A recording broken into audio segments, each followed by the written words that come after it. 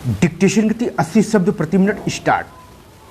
सभापति महोदय, जिस भावना से मैंने यह बिल पेश किया है उसके महत्व को सरकारी और विरोधी पक्ष दोनों ने एक मत से अनुभव किया है कि देश में बेकारी की समस्या एक भयंकर रूप धारण कर रही है और इसके कारण हमारे देश का विकास, चाहे वह सामाजिक हो, आर्थिक हो या सांस्कृतिक हो, रुका हुआ है।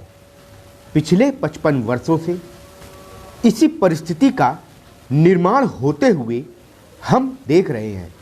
मंत्री महोदय ने यहाँ पर अभी कहा कि राष्ट्रपति इस काम को नहीं कर सकते हैं क्योंकि यह उनके अधिकार के बाहर है। आप जब भी यह देखते हैं कि किसी राज्य में वहाँ की व्यवस्था, वहाँ का विकास ठीक नहीं हो रहा है तो उस राज्य में राष्ट्रपति का शासन लागू कर देते हैं। जब किसी राज्य में अराजकता फैल रही हो, विकास का काम समाप्त हो गया हो और वहाँ के नेता जिम्मेदारी से काम न करते हों तो वहाँ पर राज्यपाल का शासन लागू कर दिया जाता है। ऐसे अनेक उदाहरण हमारे देश में मौजूद हैं। इसी प्रकार हमारे राष्ट्रपति सबसे ऊंचे अधिकारी हैं और अगर देश में इस तरह की स्थिति काफ़ी समय तक चलती रही तो राष्ट्रपति को आपातकालीन स्थिति में इस देश की सुरक्षा के लिए, इस देश की प्रगति के लिए सारी जिम्मेदारी अपने हाथ में लेने का अधिकार है। हमारे भाइयों ने बहुत से उदाहरण दिए कि राज्यों में संयुक्त सरकारें नहीं चली, लेकिन उसके पीछे राजनीतिक मामले थे। अगर कोई राजनीतिक पार्टी जिम्मेदारी से काम नहीं करती तो संविधान में यह स्पष्ट है कि उस राज्य की सारी जिम्मेदारी राष्ट्रपति की है। मैं आपको एक उदाहरण देना चाहता हूँ। संविधान में आदिवासी हरिजनों की उन्नति के लिए प्रण किया गया था कि 10 वर्ष में उनकी सामाजिक तथा आर्थिक स्थिति को सुधार देंगे, लेकिन यह सरकार उसमें भी असफल रही। इस समय को 4 बार 10-10 साल के लिए बढ़ाया जा चुका है, लेकिन फिर भी उनकी आर्थिक और राजनीतिक उन्नति नहीं हो रही है। इसमें यह सरकार बिल्कुल असफल रही है। पिछले सत्र में इस विषय पर सरकार के विरुद्ध अविश्वास का प्रस्ताव भी आया था। इसलिए मेरा कहना है कि भारत में इस समय जो बेकारी की समस्या है वह इस ढंग की समस्या है जिसके रहते सारे देश को उन्नत बनाने की व्यवस्था हम सोच रहे हैं। सभापति महोदय, वह केवल एक स्वप्न ही रह जाएगा।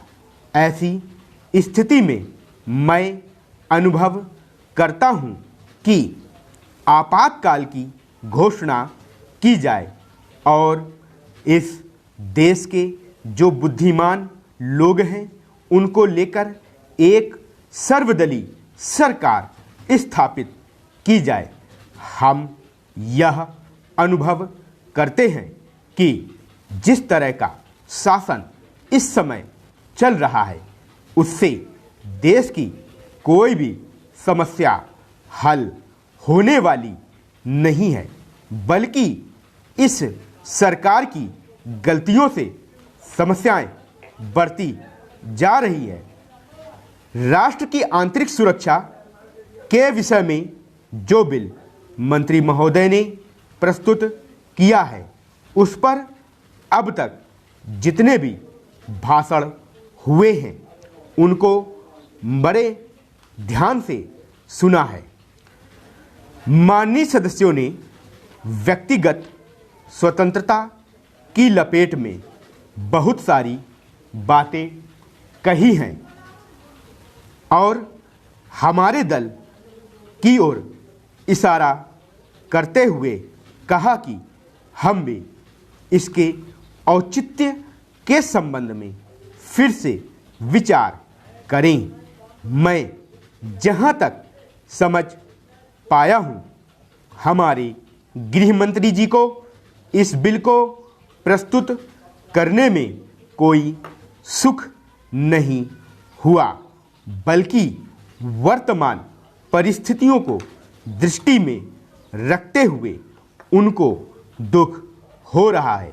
आज जब हम नागरिक सुरक्षा, व्यक्तिगत सुरक्षा और स्वतंत्रता की बात करते हैं तो सबसे पहले उसमें व्यक्तिगत सुरक्षा की बात आती है।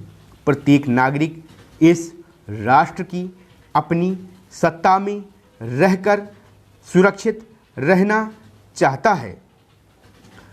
हमने इस बात की सुरक्षा अपने संविधान में दी है और हम यह आशा करते हैं कि राजनीतिक दलों में आपसी मतभेद होते हुए भी राजनीतिक मतभेद का आदर होना चाहिए। मतभेद होते हुए भी शांति और सुरक्षा बनी रहनी चाहिए।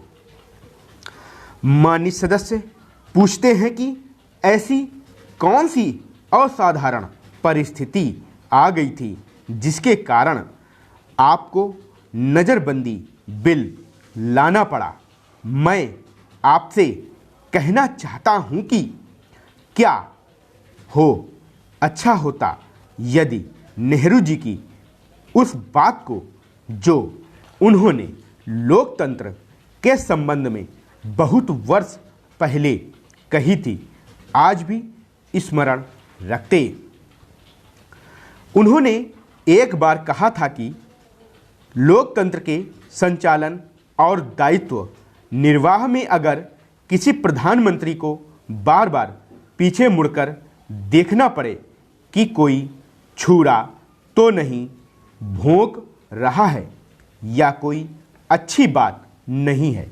यदि ऐसी परिस्थिति देश में पैदा हो जाए, सांप्रदायिक दृष्टि से देश के विभिन्न स्थानों पर सांप्रदायिक दंगे हो रहे हों, उनका सामना करते हुए यदि हम जनता को सुरक्षा दे सकें तो फिर किसी बिल की आवश्यकता नहीं है।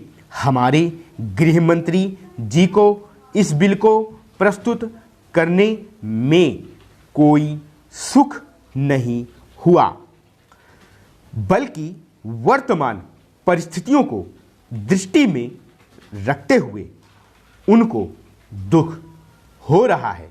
आज जब हम नागरिक सुरक्षा, व्यक्तिगत सुरक्षा और स्वतंत्रता की बात करते हैं तो सबसे पहले उसमें व्यक्तिगत सुरक्षा की बात आती है।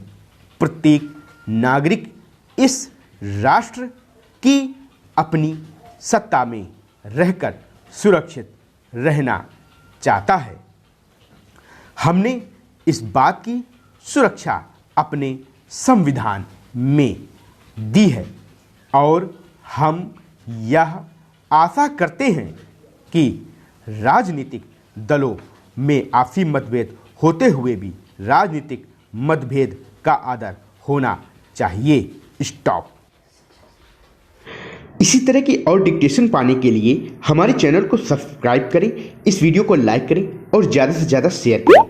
मैं आपको इतना विश्वास दिलाता हूं कि हमारी प्लेलिस्ट में उपलब्ध सभी डिक्टेशन की यदि आप प्रैक्टिस कर लेते हैं तो इससे बाहर कोई भी शब्द की डिक्टेशन नहीं आएगी। इसलिए प्लेलिस्ट में जाकर उपलब्ध सभी डिक्टेशन की अधिक से अधिक प्रैक्टिस करें।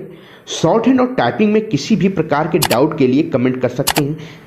धन्यवाद।